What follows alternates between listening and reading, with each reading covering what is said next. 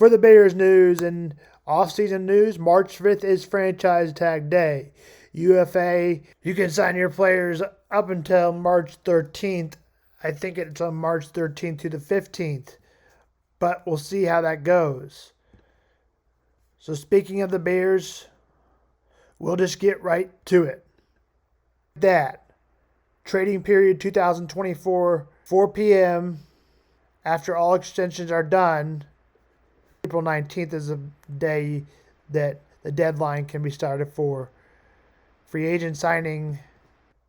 Teams can start trading March 13th. Let's go through the Bears. The head coach stays the same in Matt Eberflus. We'll go through position by position for offense just today. Drafted Caleb Williams for quarterback. They can do that. They can also stick with Justin Fields is what I would do and give him a 1-year contract. You might as well go with what Eberflus built and see if you can make the playoffs. Now, if you think signing Fields is not nor your guy, or nor your guy is Caleb Williams, who doesn't want to be in Chicago, I remind you, he seemed to do everything he can to not Chicago, including a reassurance that he would not be drafted in Chicago.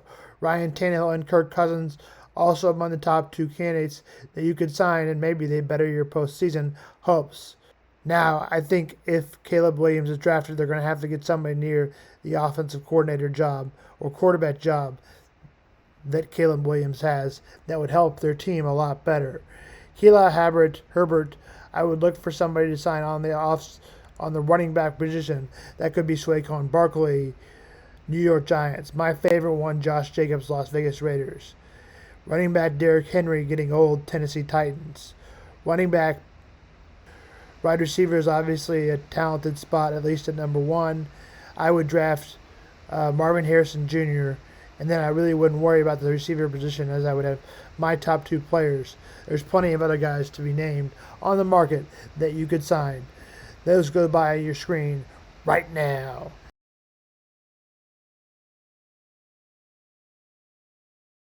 Tight end Cole Kmet, I like the skills of him. I would keep him. Darnell Money and Shane Woodson, the Bears market bodies wide receiver in order to effectively Sheldon Waldus offensive 2024, but it seems like Darnell Money is no longer in the top plans of Chicago.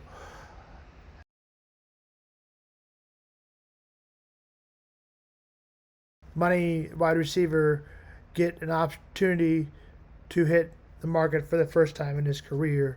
Center Connor Williams, Miami Dolphins free agents, as you could look at centers, as their center is likely to be gone in Chicago.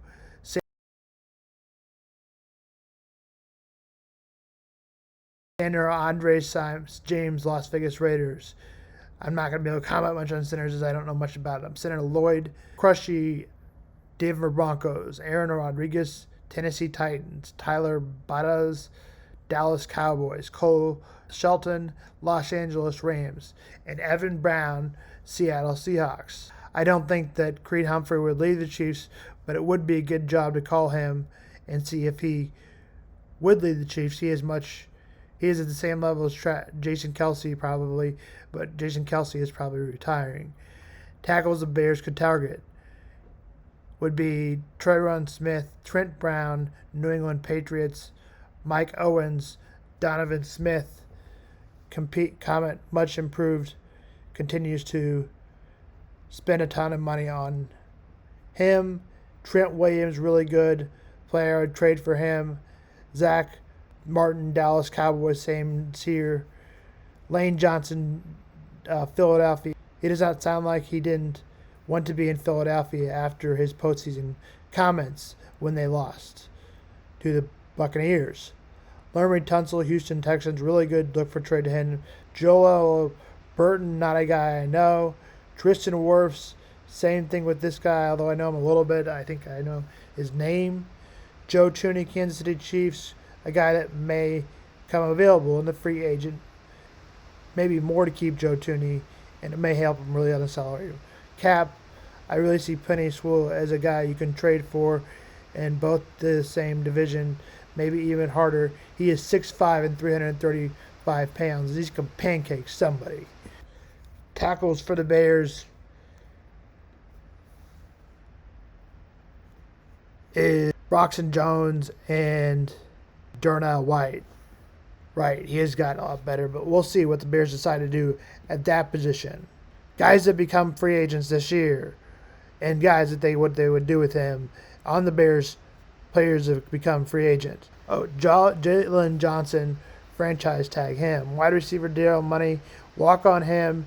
Defensive end United Ngakoue, walk on him. Running back Dante Foreman, walk on him. Wide receiver Equins St. Brown, walk on him. Tight end Robert Tonya. Tight end, I would walk on him. Tight end Marcus Lewis, want to stay with him as a Bear as he could make his comeback. Justin Jones, 1-year deal. Offensive tackle Luke Patrick, let him walk. Danny Freeney, let him walk. Offensive line, he's a center, Lucas Patrick. Defensive end Rom Green, let him walk. Long snacker Brian Bingham back as a special teams player. Trent Taylor, let him walk. Dalen Watkins walks. Secret to say, yes, Ravens probably. Jayhawks will play Oklahoma State. In the last meeting, KU beat Oklahoma State 90-66 on the road. It's back at home. 16.5 is the line. Javanian Small for Oklahoma State averages 14.3, and Kevin McCullough leads the Jayhawks in point. I'll also watch out for Hunter Dickerson. For Kansas State, it'll be number 23, Oklahoma. They're 15-5. Kansas State is 14-6. Watch out for Giovanni McCollum and Cam Carter. KU tips off at 8. Kansas State and Oklahoma tip off at 7. And also TCU and Texas Tech at 6. ESPN 2 for the TCU and Texas game. ESPN for the Kansas and Oklahoma State game. And OU and Kansas State. Kansas State is favored by 2.5. Big 12 ESPN Plus.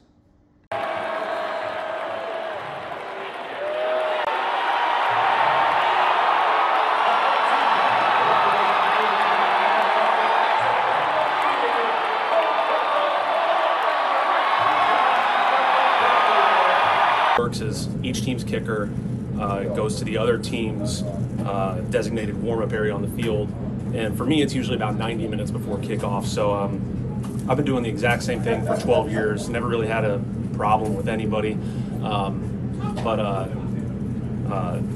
yeah, that's just kind of the way we've always done it, and the way kickers around the league have always done it. And I saw Patrick there trying to warm up and get some drop backs, so he asked me while I was on the ground stretching, like, if I could move my helmet. So I happily got up and I moved my helmet out of the way. At least I thought it was enough out of the way. And then Travis comes over and he just kicks my stuff and he throws my helmet. And I just thought it was all just some gamesmanship, all in good fun. But they seem to be taking it a little bit more seriously. Gardner Johnson in for Joseph, who leaves. Here's Purdy with a lot of time. Steps into one. Launching deep, going for Bradon Aiuk. It is. Oh, he caught it off the ricochet. Penalty. Is he in? He's down to the 5. We'll see what the penalty is. What a play from Aiuk. We'll see if it stands. I'll tell you what. This is the best play they've made all day. And, oh, man, Kendall Vindor, he had one. It hit him right in the face mask. And then, man, give credit there to Bradon Aiuk just staying with the play and catching it off the deflection. There is no foul in the play. Catch was made. And the runner's down at the contact at the 4.5-yard line. First down, San Francisco. Here's Purdy. Looking, firing end zone. Caught! Aiuk! Touchdown!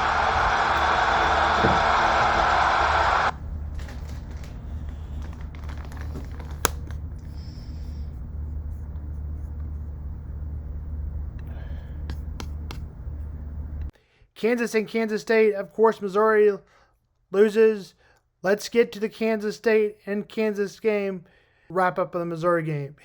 Kansas leads all half. Iowa State takes its first lead on a Tim Lipsey free throw. Made it give you an Iowa State lead by 3 at the end of the half. 4-point game as Kansas got as close as they would with a 2, but with 1:10 left, Iowa State takes over with a 7-0 run. KU did make a 3 to dress it up, 79-75. KU loses again. Hunter Dickerson has 20. KJ Adams struggles, and DeJuan Harris struggles again for his 4th game in a row. T. King has 21 to lead Iowa State with all scorers. Kansas State routed 74-52 by Houston.